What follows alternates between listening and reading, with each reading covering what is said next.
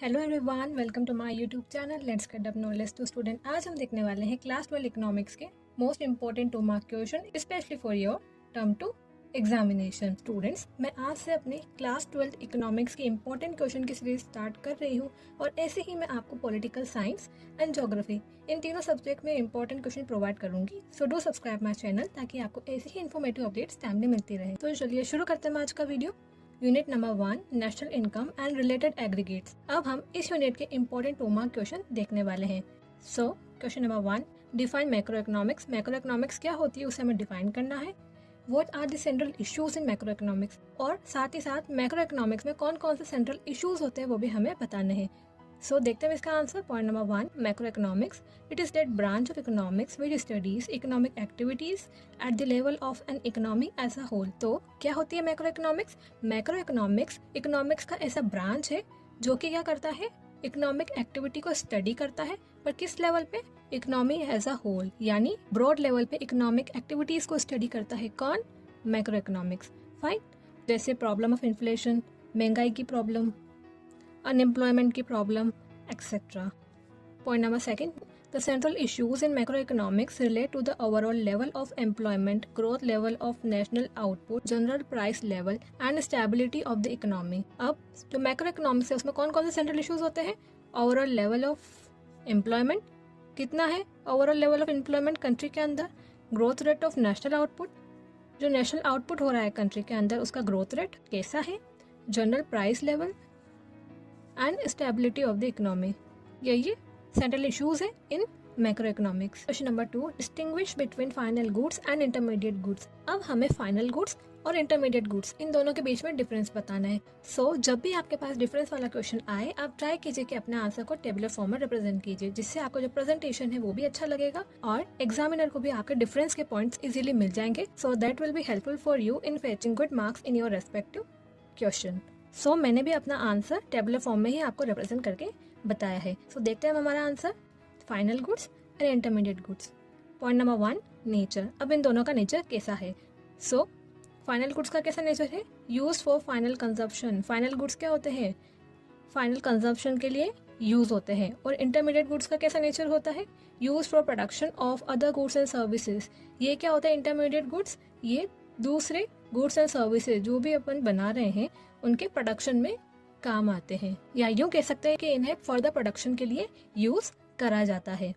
Second point, national income. तो final goods का क्या है? Included in national income. Final goods national income में इंक्लूड होते हैं, while intermediate goods not included in national income. Fine, ये नहीं होता है इंक्लूड और ये इंक्लूड होता है नेशनल इनकम में। Point number 3, sale. अब फाइनल गुड्स में देखते हैं हम, नॉट मेंट फॉर रिसेल। अब जो फाइनल गुड्स है, एज द नेम सजेस्ट, ये फाइनल कंजप्शन के लिए ही होते हैं, इसलिए हम इसे रिसेल नहीं करते हैं। बट जो इंटरमीडिएट गुड्स है वो क्या होते हैं? मेंट फॉर रिसेल, उन्हें रिसेल करा जाता है। Fine. Now question number 3, all producer goods are not capital goods, do you agree? मतलब इस क्वेश्चन में यह कहा जा रहा है कि जितने भी प्रोड्यूसर गुड्स हैं वो सब कैपिटल गुड्स नहीं होते हैं। तो इस बात से आप एग्री करते हो या नहीं, ये आपको अपने आंसर में मेंशन करना है। So point number 1, yes I agree that all producer goods are not capital goods because producer goods includes first, goods which are used as raw materials like wood used to make furniture. Second, goods which are used as fixed assets like plant and machinery. तो इस point में ये कहा जा रहा है कि हम एग्री करते हैं कि जितने भी प्रोड्यूसर गुड्स है वो कैपिटल गुड्स नहीं होते हैं, क्योंकि जो प्रोड्यूसर गुड्स है उसमें 2 तरह के गुड्स इंक्लूड होते हैं। फर्स्ट है रॉ मटेरियल एंड सेकेंड है फिक्स्ड असेट्स। रॉ मटेरियल कैसे? जैसे वुड जो कि फर्दर प्रोडक्शन में काम आते हैं, एंड सेकेंड फिक्स्ड असेट्स जो कि फिक्स्ड होते हैं, जैसे प्लांट, लार्ज फैक्ट्री और मशीनरी जो कि फिक्स्ड है। Point number 2, capital goods include only fixed assets of the producer. पर जो कैपिटल गुड्स है इसमें क्या होता है, जो प्रोड्यूसर है उसके फिक्स्ड असेट्स ही इंक्लूड होते हैं। और ये जो फिक्स असेट्स है ये क्या होते हैं? ड्यूरेबल गुड्स होते हैं, मतलब इन्हें हम ज्यादा वक्त के लिए यूज कर सकते हैं। बल्कि जो रॉ मटेरियल है वो कैपिटल गुड्स नहीं होते हैं, क्योंकि इन्हें हम रिपीटेडली यूज नहीं कर सकते हैं। फाइन। और ये ड्यूरेबल नेचर के भी नहीं होते हैं, दैट्स व्हाई ये कैपिटल गुड्स नहीं है। सो कंक्लूजन क्या देना है? Thus all producer goods are not capital goods. Fine. Now question number 4, what do you mean by depreciation? अब जो डेप्रिसिएशन जो टर्म है उसे आप क्या अंडरस्टैंड करते हैं वो हमें बताना है। So point number 1, it is the net loss in the value of fixed assets due to normal wear and tear and expected obsolescence during a given period of time. अब क्या है causes of depreciation? Wear and tear और expected obsolescence. Fine. So depreciation क्या होता है? जब जो fix assets है उसकी वैल्यू में जब हमें लॉस देखने को मिलता है ड्यू टू, यानी किसकी वजह से? नॉर्मल वेयर एंड टियर, यानी जो नॉर्मल जो सामान में टूट फूट होती है उसकी वजह से, एंड एक्सपेक्टेड ऑब्सोलेसेंस यानी वो समय के साथ साथ पुराना हो जाता है, या due to technology, new technology आने की वजह से पुराना हो जाता है, या लोगों का प्रेफरेंस चेंज होने की वजह से पुराना हो जाता है। तो इस वजह से जब फिक्स असेट्स की वैल्यू में लॉस देखा जाता है तो इसे हम डेप्रिसिएशन बोलते हैं, और इसे हम फ्लो चार्ट की फॉर्म में भी रिप्रेजेंट कर सकते हैं जिसे कॉसेस ऑफ डेप्रिसिएशन। तो क्या है causes? Wear and tear and expected obsolescence. Point number 2, depreciation is also called consumption of fixed capital. तो क्या है डेप्रिसिएशन का दूसरा नाम? Consumption of fixed capital. Okay. Now question number 5, what is inventory investment? अब जो इन्वेंटरी इन्वेस्टमेंट है वो क्या होता है? So point number 1, it refers to the change in stock of finished goods, semi finished goods and raw material. क्या होता है ये? Change in stock. किस स्टॉक में चेंज आ रहा है? Finished goods, semi finished goods and raw material. तो इसे हम इस तरह से भी रिप्रेजेंट कर सकते हैं कि raw material plus semi finished goods plus finished goods जो कि अनसोल्ड है यानी बिके नहीं है मार्केट में।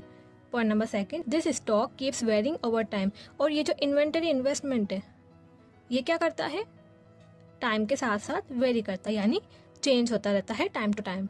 Now point number 3, this is also called as change in stock and is calculated as inventory investment is equals to closing stock minus opening stock. और ये जो इन्वेंटरी इन्वेस्टमेंट है इसे हम और भी क्या कह सकते हैं? Change in stock. और इसको कैसे निकालते हैं? Closing stock minus opening stock. ये जो 2 फॉर्मूलाज है ये आपके कब काम आएंगे? जब आप न्यूमेरिकल सॉल्व करोगे, जब आपके ये काम आएंगे। Now question number 6, distinguish between stock and flow, give 2 examples of each. अब हमें स्टॉक एंड फ्लो इन दोनों के बीच में डिफरेंस बताना है विथ 2 एग्जांपल्स ऑफ ईच। दोनों के 2-2 एग्जांपल देने हैं। फाइन। सो देखते हैं इसका answer, stock and flow. So point number 1 है मीनिंग। तो क्या होता है स्टॉक का meaning? Quantity measured at a particular point of time. Particular point of time में अगर हम क्वांटिटी मेजर कर रहे हैं तो वो क्या होता है? स्टॉक। और फ्लो क्या होता है? जब हम पीरियड ऑफ टाइम में कोई भी क्वांटिटी मेजर कर रहे होते हैं तो वो होता है फ्लो। Second, time. अब ये जो स्टॉक है ये पॉइंट ऑफ टाइम यानी पर्टिकुलर टाइम पे ही कोई क्वांटिटी को मेजर करता है, दैट्स वाई इसकी कोई टाइम डायमेंशन नहीं होती है यानी टाइम पीरियड नहीं होता है। फ्लो टाइम डायमेंशन, अब इसमें कैसे कैसे टाइम डायमेंशन होती है? लाइक पर आवर हर घंटे, पर डे हर दिन, पर मंथ हर महीने एंड पर ईयर हर साल। क्योंकि ये क्या करता है? इसमें क्या होता है? Period of time. ये कोई भी क्वांटिटी को पीरियड ऑफ टाइम के हिसाब से मेजर करता है, दैट्स वाई इसमें क्या होता है? टाइम डायमेंशन या फिर टाइम पीरियड होता है। Now point number 3, concept. अब जो स्टॉक है वो कैसा कॉन्सेप्ट है? स्टैटिक कॉन्सेप्ट है। और जो फ्लो है वो कैसा कॉन्सेप्ट है? डायनामिक कॉन्सेप्ट है। Now point number 4, example. अब जो स्टॉक है उसके क्या क्या एग्जाम्पल है? Wealth and balance sheet. और जो फ्लो है उसके क्या एग्जाम्पल है? Investment and profit and loss account. Fine. Now question number 7, give a difference between leakages and injections. अब लीकेजेस और इंजेक्शन इन दोनों के बीच में हमें डिफरेंस बताना है। सो लीकेजेस और इंजेक्शन। लीकेजेस में पॉइंट 1 है, leakages means withdrawal of a part of income या money from circular flow of income. जो सर्कुलर फ्लो ऑफ इनकम होता है उसमें से जो पार्ट ऑफ मनी है यानी मनी का कुछ पार्ट उसमें से निकालना, वो क्या होता है? लीकेज। और इंजेक्शन क्या होता है? Injection are addition of money to the circular flow of income. अब जो सर्कुलर फ्लो ऑफ इनकम है उसमें से कुछ पार्ट ऑफ मनी यानी कुछ मनी उसमें एड ऑन करना, ये क्या होता है? इंजेक्शन, जो नाम से ही पता लग रहा है। Now point number 2, it reduces the size of circular flow of income. अब जो सर्कुलर फ्लो ऑफ इनकम है अगर उसमें से हम कुछ पार्ट मनी का निकालेंगे तो उससे क्या होगा? साइज रिड्यूस होगी। और इंजेक्शन में अगर हम कुछ part of money add on करेंगे the circular flow of income तो इससे क्या होगा? उसकी साइज इंक्रीज होगी। Fine. Now question number 8, who are economic agents. अब जो इकोनॉमिक एजेंट्स है वो कौन होते हैं? So point number 1, by economic units और economic agents we mean those individuals और institution which take economic decision. अब इकोनॉमिक यूनिट्स कह दो या इकोनॉमिक एजेंट्स कह दो। ये कौन होते हैं? ऐसे इंडिविजुअल्स, ऐसे लोग और ऐसे इंस्टीट्यूशन जो कि क्या करते हैं? इकोनॉमिक डिसीजंस लेते हैं। Fine. Now point number second, they can be consumers who decide what and how much to consume. ये कंज्यूमर्स भी हो सकते हैं जो डिसाइड करेंगे कितना और क्या कंज्यूम करना है, और ये प्रोड्यूसर्स भी हो सकते हैं जो कि गुड एंड सर्विस प्रोड्यूस करेंगे और क्या डिसाइड करेंगे वो कि उन्हें कितना और क्या प्रोड्यूस करना है। Okay, now question number 9, what do you mean bye externalities. अब जो एक्सटर्नैलिटीज होती है वो उससे आप क्या अंडरस्टैंड करते हैं वो हमें बताना है। So point number 1, externalities refer to social benefit और social cost of an economic activity. क्या होती है? जो भी इकोनॉमिक एक्टिविटी हो रही है उससे लोगों को उसका सोशल बेनिफिट हो रहा है या उनको उसकी सोशल कॉस्ट चुकानी पड़ रही है, वो क्या होती है? हमारी externalities. And point number 2, externalities do not have any market in which they can be bought and sold. और एक्सटर्नैलिटीज का कोई मार्केट नहीं होता है जिसमें ये खरीदी जा सके और बेची जा सके। Fine. Now question number 10, distinguish between positive externalities and negative externalities. अब पॉजिटिव एक्सटर्नैलिटीज और नेगेटिव एक्सटर्नैलिटीज के बीच में हमें डिफरेंस बताना है। So positive externalities and negative externalities. तो point number 1, in positive externality the social benefits are referred to as positive externalities. अब पॉजिटिव एक्सटर्नैलिटीज क्या होता है कि जो भी इकोनॉमिक एक्टिविटी हो रही है उससे अगर लोगों को सोशल बेनिफिट मिल रहा है तो वो क्या होती है? Positive externality. वाइल जो नेगेटिव एक्सटर्नैलिटी होती है वो क्या हो रही है? अगर कोई भी इकोनॉमिक एक्टिविटी हो रही है उससे लोगों को उसकी सोशल कॉस्ट चुकानी पड़ रही है या उन्हें उससे हार्म हो रहा है तो वो क्या होती है? Negative externality. Fine. Now second point, अब जो पॉजिटिव एक्सटर्नैलिटीज है उसके क्या एग्जाम्पल है? So construction of a highway और a flyover reduces transport cost and journey time to those who have not contributed towards cost of construction. अब highway का construction हुआ जिससे क्या हुआ? लोगों को सोशल बेनिफिट हुआ। क्यों? क्योंकि उनकी जो ट्रांसपोर्ट कॉस्ट है वो कम हो गई और जो जर्नी टाइम है वो भी कम हो गया। तो ये क्या हुई? Positive externalities. वाइल जो नेगेटिव एक्सटर्नैलिटीज है उसका क्या एग्जाम्पल है? Polluting river by oil refinery reduces welfare through negative effect on health of people nearby।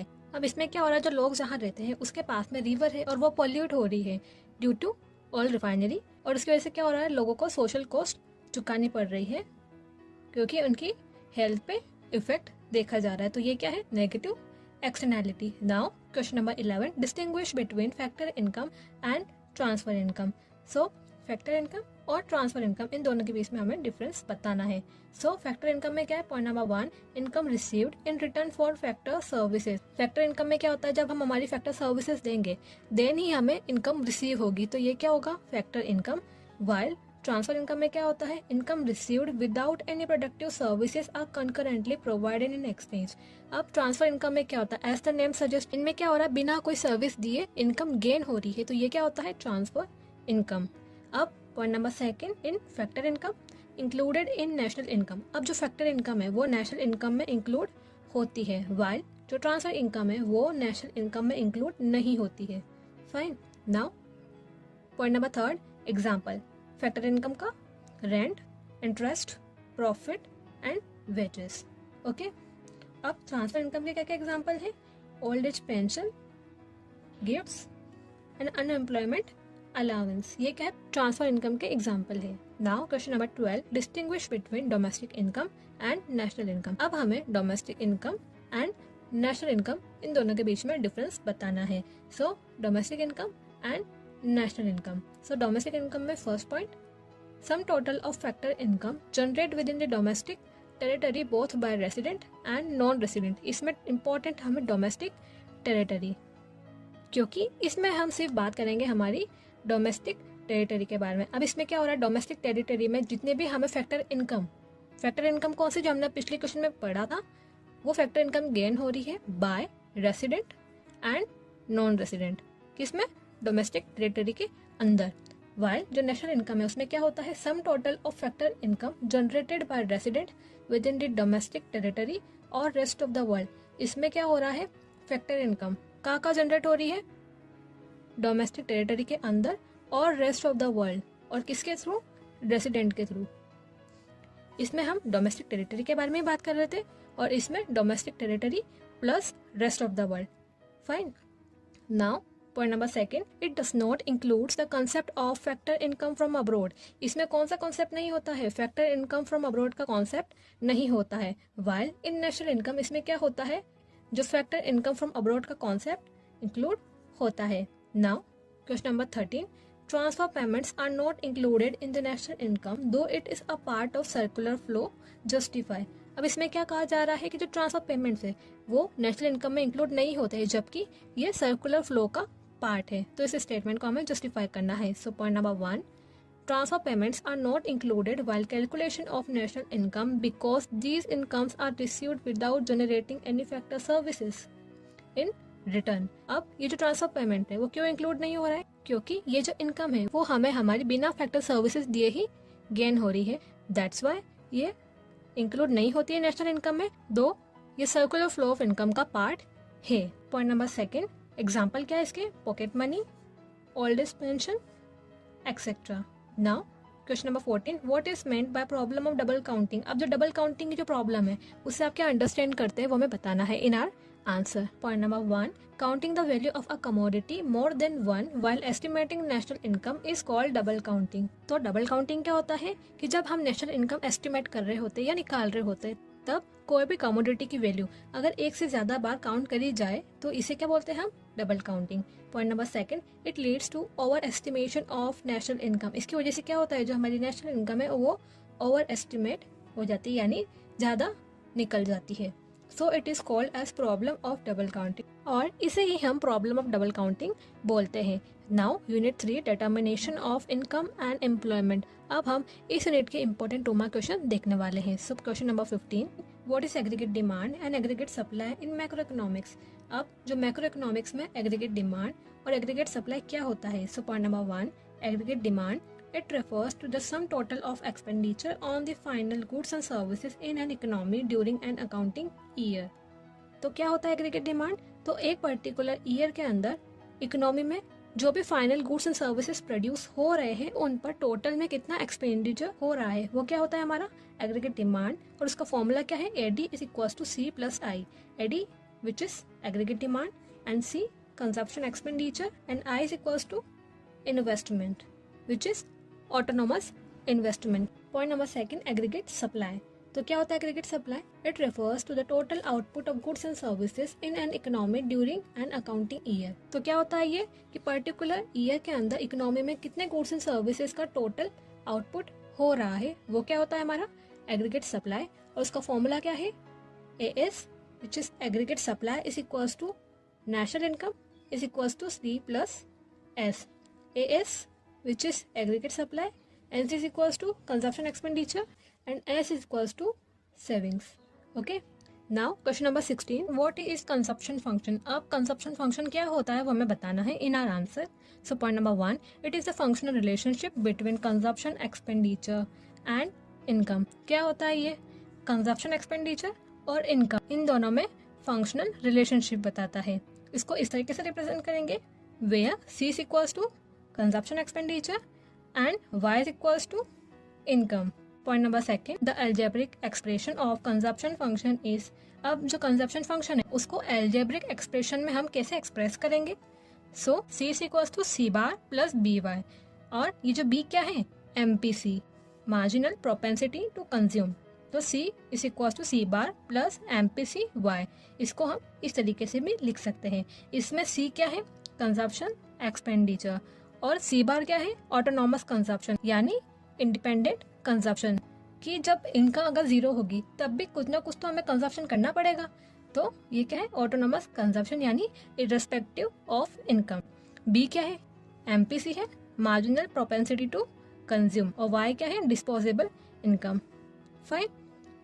Now question number 17, what is saving function. अब जो सेविंग फंक्शन है वो क्या होता है? So point number 1, it is the functional relationship between savings and income. क्या होता है? सेविंग्स और इनकम के बीच में फंक्शनल रिलेशनशिप होता है। क्या? Saving function. और इसको हम इस तरीके से रिप्रेजेंट करेंगे। इसमें S क्या है? सेविंग और Y क्या है? इनकम।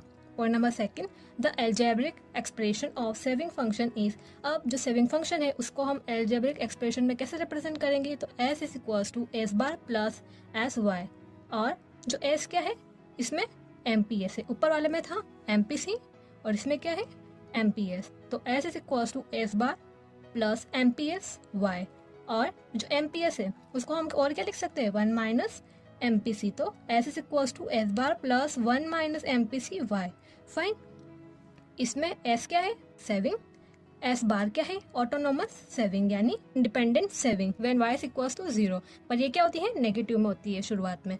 S ये क्या है MPS यानी marginal propensity to save, and Y क्या है disposable income.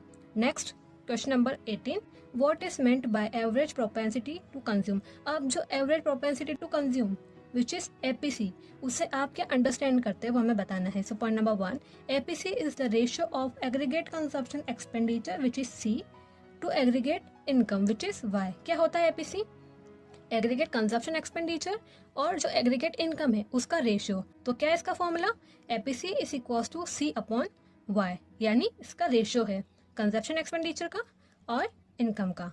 Now point number 2, it represents the fraction of total income which is consumed. अब ये जो APC है वो क्या रिप्रेजेंट करता है, ये रिप्रेजेंट करता है कि जो टोटल इनकम है उसका कितना फ्रैक्शन हमने कंज्यूम करा है। फाइन, तो ये कौन बताता है हमारा APC।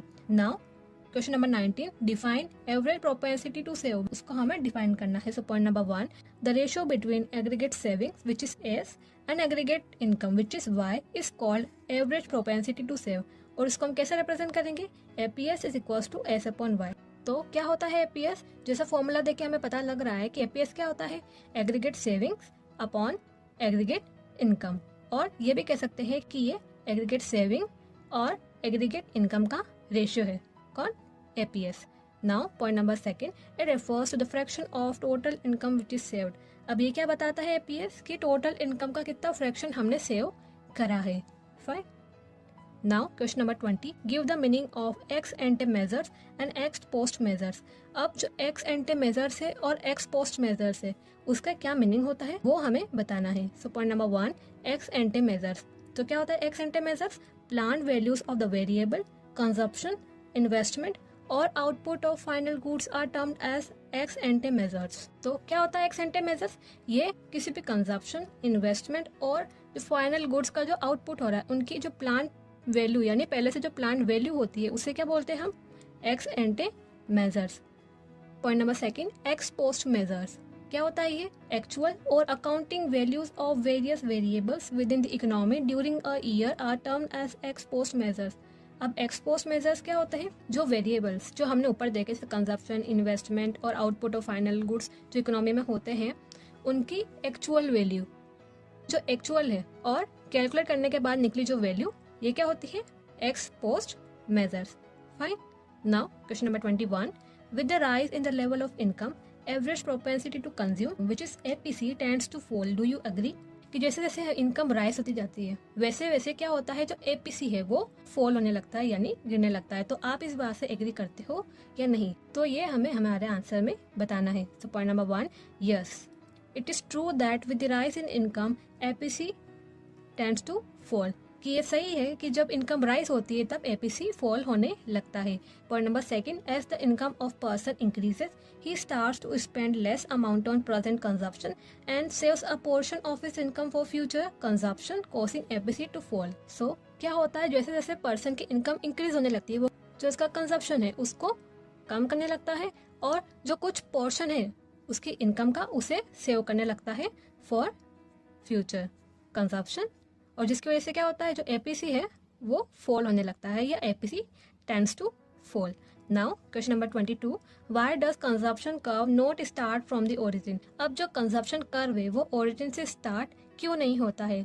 So consumption curve does not start from origin due to autonomous consumption which is minimum level of consumption required for sustenance even when income is 0। तो क्यों होता है ऐसा, ड्यू टू ऑटोनोमस कंजप्शन। जो हमने पहले पढ़ा था क्या होता है autonomous consumption, irrespective of Y यानी इंडिपेंडेंट कंजप्शन, कि जब इनकम अगर 0 भी होगी तब भी कंजप्शन तो होगा। तो इसी वजह से क्या होता है जो कंजप्शन कर्व है वो ओरिजिन से स्टार्ट नहीं होता है। Fine, now question number 23, give the relationship between MPC and MPS। अब हमें MPC और MPS इन दोनों के बीच में रिलेशनशिप दिखाना है। So point number 1, as MPC is equals to change in C upon change in Y and MPS is equals to change in S upon change in Y। और हम ये भी जानते हैं कि चेंज इन Y किसके बराबर होता है, change in C plus change in S।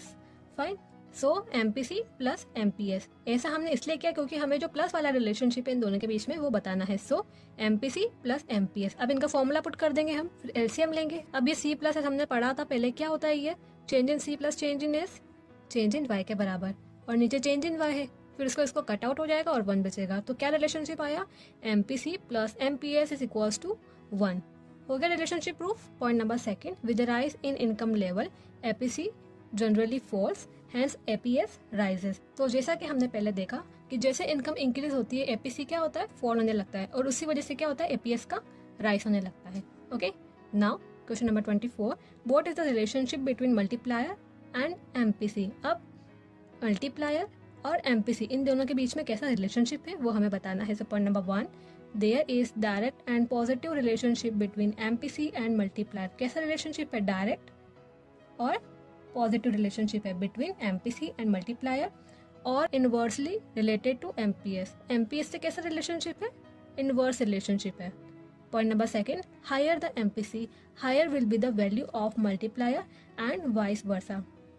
तो इसमें यह कहा जा रहा है कि अगर हम MPC को बढ़ाएंगे तो हमें जो मल्टीप्लायर की वैल्यू है वो भी ज़्यादा मिलेगी, और अगर हम MPC को कम करेंगे तो मल्टीप्लायर की वैल्यू भी कम होगी। और इसका फॉर्मूला क्या है, K is equals to 1 upon 1 minus MPC। Fine, now question number 25, what is the relationship between MPS and multiplier.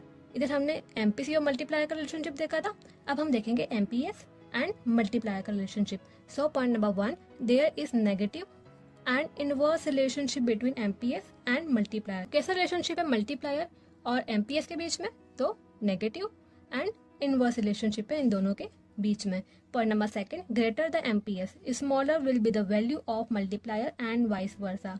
अब इसमें क्या है, जब हम MPS की वैल्यू बढ़ाएंगे तो मल्टीप्लायर की वैल्यू कम होगी, और जब MPS की वैल्यू कम करेंगे तो मल्टीप्लायर की वैल्यू ज़्यादा होगी। तो इसका फॉर्मूला क्या है, K is equals to 1 upon MPS। Fine, now question number 26, what is multiplier. अब जो मल्टीप्लायर है वो क्या होता है। So point number 1, multiplier which is denoted by K is a ratio of change in national income change in Y due to change in investment change in I।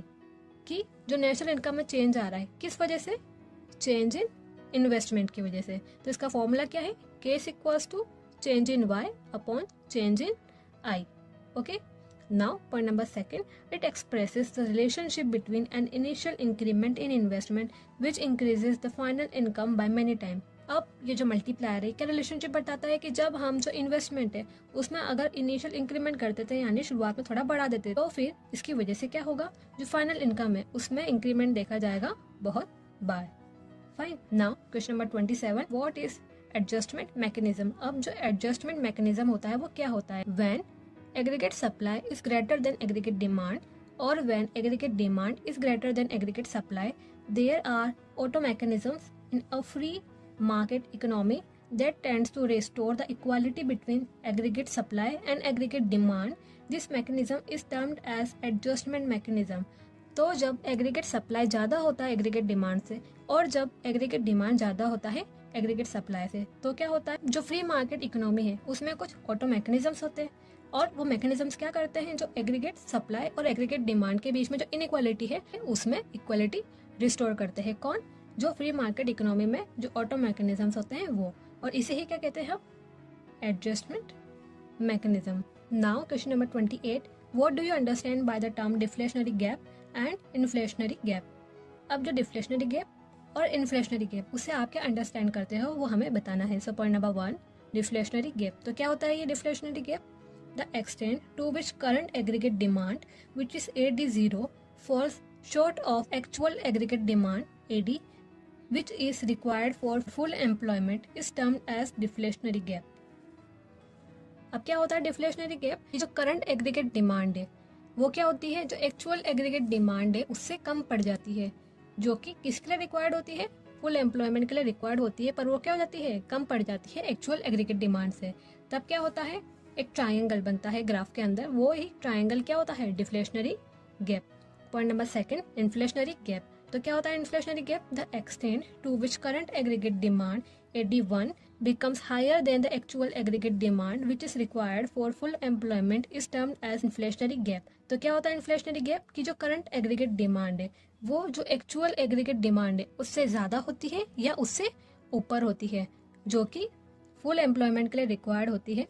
तो इसी वजह से ग्राफ में एक ऊपर की तरफ एक ट्राइंगल बनता है और उसे ही हम इन्फ्लेशनरी गैप बोलते हैं।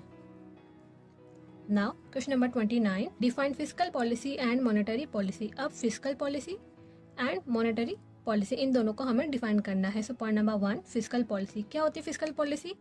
Fiscal policy is the government's revenue and expenditure policy. Government की रेवेन्यू एंड एक्सपेंडिचर पॉलिसी होती है। Point number 2, monetary policy. अब मॉनेटरी पॉलिसी क्या होती है? तो monetary policy refers to the economic policy of the central bank relating to currency and credit. क्या होती है मॉनेटरी पॉलिसी? ये जो सेंट्रल बैंक है उसकी इकोनॉमिक पॉलिसी होती है relating to currency and credit money. Fine. अब आप इसको ऐसे भी याद रख सकते हैं कि जो फिस्कल पॉलिसी होती है वो गवर्नमेंट की होती है और जो मॉनेटरी पॉलिसी होती है वो सेंट्रल बैंक की या आरबीआई की होती है। Now question number 30, state briefly the various measures to correct excess demand. अब जो कंट्री में एक्सेस डिमांड की सिचुएशन है उसको करेक्ट करने के लिए कौन कौन से मेजर्स लिए जाने चाहिए वो हमें बताना है। So point number 1, increase in bank rate. Bank rate को इंक्रीज करना। Point number 2, sale of securities by RBI in the open market. Open market में जो सेल ऑफ सिक्योरिटीज है उनको करना। And point number 3, increase in taxes. Taxes को increase करना। And point number 4, the public expenditure by government is to be reduce. अब जो public expenditure है जो गवर्नमेंट करती है लोगों पे उससे कम करना। फाइन। अभी जो ऊपर के जो 2 डिसीजन है ये कौन लेगा? Central bank. एंड जो नीचे के जो 2 डिसीजन है ये कौन लेगा? गवर्नमेंट। और जब आपको क्वेश्चन में डेफिशिएंट डिमांड का पूछा जाए तो आप इनका उल्टा कर सकते हो कि इंक्रीज की जगह डिक्रीज कर सकते हो, सेल की जगह परचेस, और इधर भी डिक्रीज एंड रिड्यूस की जगह increase. Fine. So students, this is all about today's video. Hope this video proved to be helpful for you, and if you have any query then you can comment me down in the comment section. और channel को अब तक subscribe नहीं किया है तो do subscribe my channel ताकि आपको ऐसे ही इन्फॉर्मेटिव अपडेट्स टाइमली मिलती रहे। सो मिलते हैं नेक्स्ट वीडियो में। Till then thank you and bye bye.